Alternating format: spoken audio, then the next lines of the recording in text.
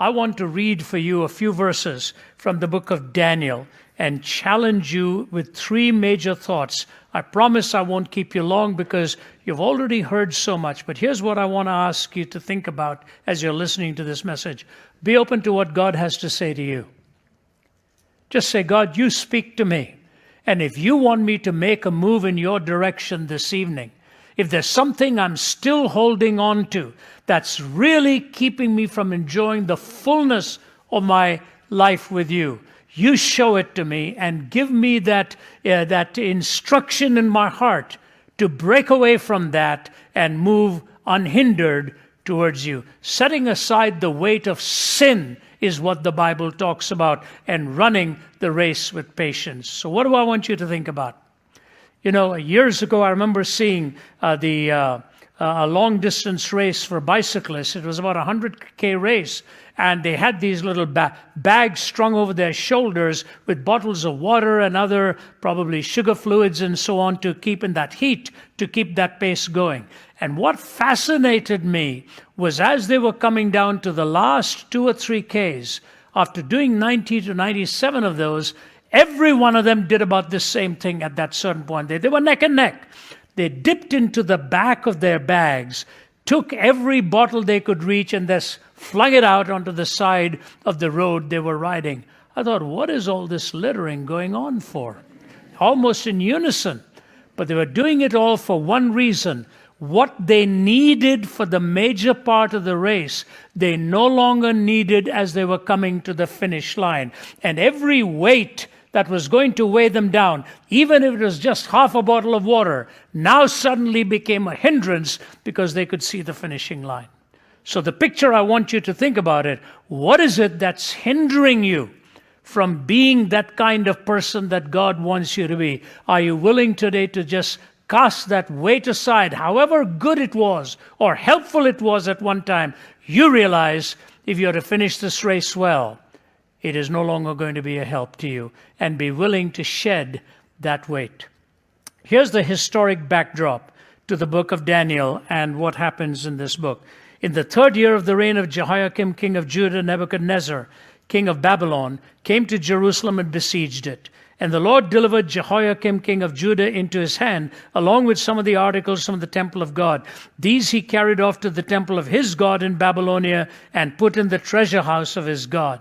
Then the king ordered Ashpenaz, chief of his court officials, to bring in some of the Israelites from the royal family and nobility. Notice now, please. Young men without any physical defect, handsome, showing aptitude for every kind of learning, well-informed, quick to understand, and qualified to serve in the king's palace. He was to teach them the language and literature of the Babylonians. The king assigned them a daily amount of food and wine from the king's table. They were to be trained for 3 years, and after that they were to enter the king's service. Among these were some from Judah: Daniel, Hananiah, Mishael, and Azariah. The chief official gave them new names. To Daniel he gave the name Belteshazzar, to Hananiah Shadrach, to Mishael Meshach, and to Azariah Abednego. But Daniel resolved not to defile himself with the royal food and wine, and he asked the chief official for permission not to defile himself this way. Belteshazzar meant the prince of Baal, a different god to that. But Daniel meant God is my judge. So his name was changed for him. The language was being changed for him. The literature was being changed for him. The philosophy was being changed. So you see what's happening is Nebuchadnezzar comes in, raids this city, takes its choicest young people, and he's reprogramming their minds to speak differently, to think differently, to act differently, and even gives them a completely different name. He is changing their identities so that he could co-opt them for his purposes away from God's. It's a thorough reprogramming that's going on. First of all, he took the best of them, because he was going to use them to influence all the others that had come in captivity. And if you could change their language, language is that with which you utter the deepest feelings of your soul. And he was reprogramming them with a different terminology so that the expression of the soul would be different. And the literature is where you get the stories of heritage, of the past, and all the illustrations that inspire you. And the very philosophy, how you think, how you determine truth. This was a designed program to take the young, win them over, and then use them in turn to change the culture that had been enslaved. It's brilliant thinking on the part of Nebuchadnezzar. He knew exactly what he was doing. And to you as young men and women, let me say this. Those who seek to instruct you in a way that takes you away from God, they will want you to change your language. They will want you to change the literature you read. They will want you to change the philosophy and what it is that you believe and how you come to truth decisions. If they can take away that undergirding and that underpinning, they've changed you, and then you will be used in turn to change others. It's this incredible dramatic effect and the power of the young. Never underestimate how much power you have as a young man or a young woman, as an influencer. That's why the advertisers go for you. That's why the music goes for you. That's why the film industry goes for you, because they know the capacity to use you for their purposes is huge.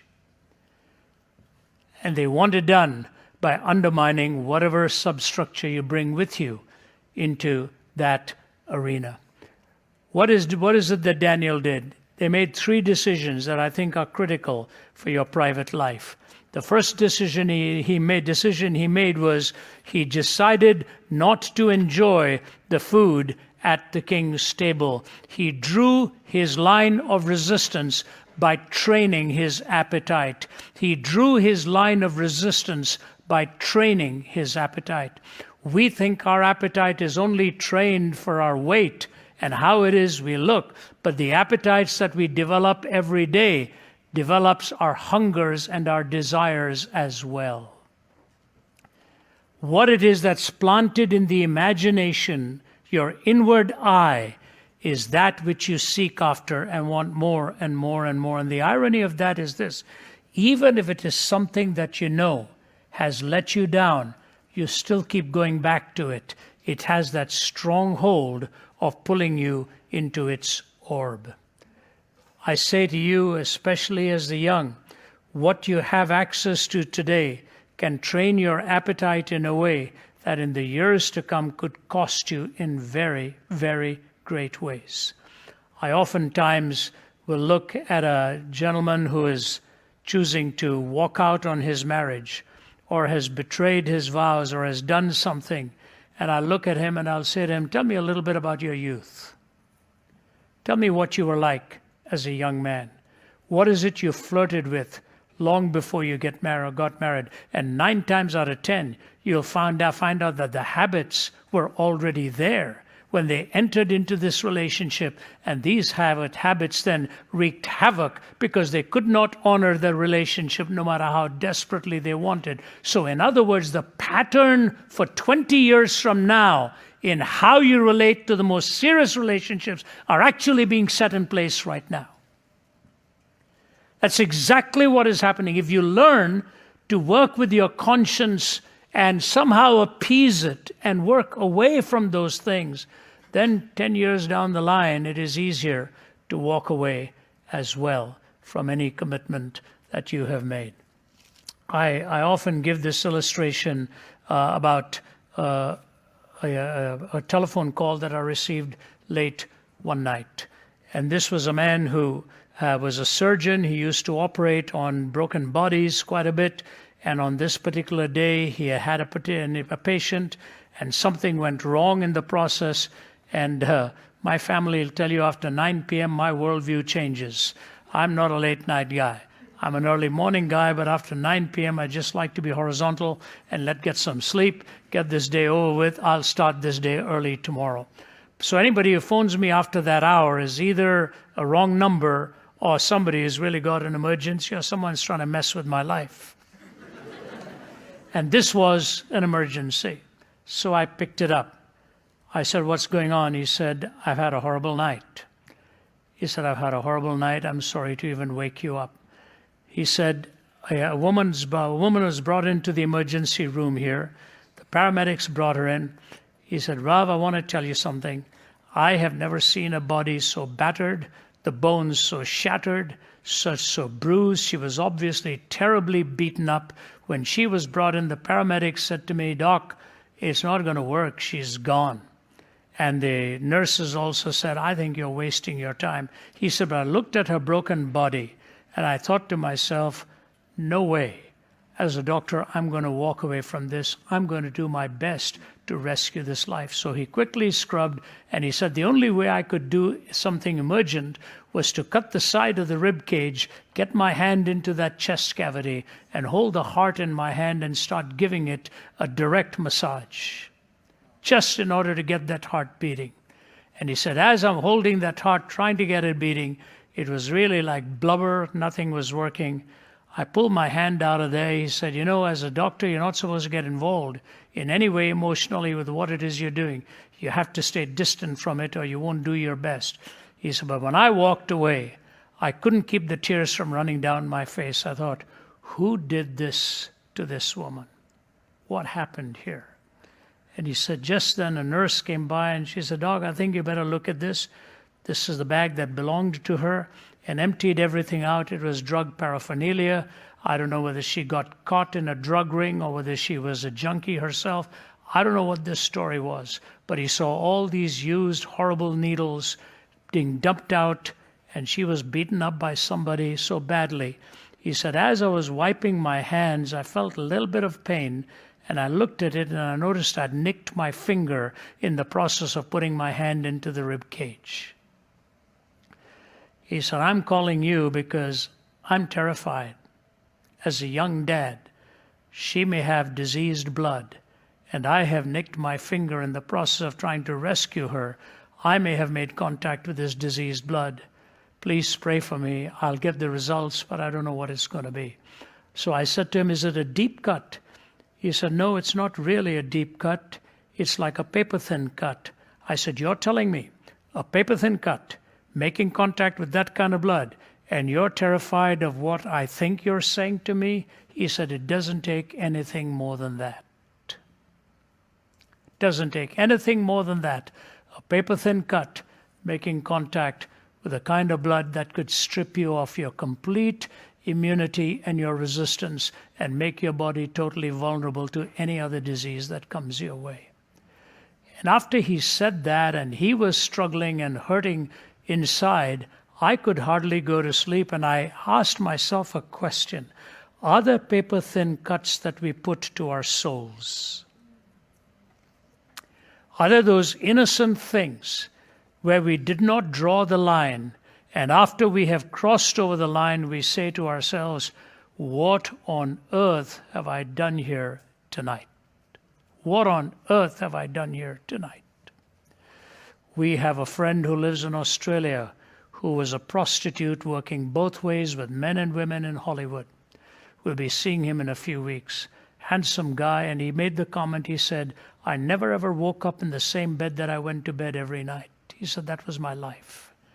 But at 3 or 4 in the morning, I would wake up after my 3rd or 4th customer and my head in the pillow, and I'd say to myself, what am I doing to myself? What am I doing to myself?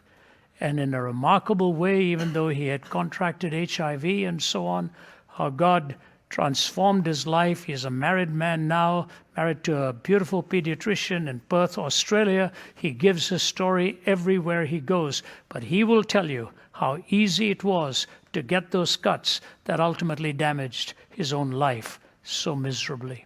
So to you young people, here's the most difficult word in the English language. It's the word no. It's the word no. When you have anyone wanting you to cross the line, just say no. I do not wish to move in this direction. If you want a thrill of this nature, I tell you what, I'll offer you a substitute.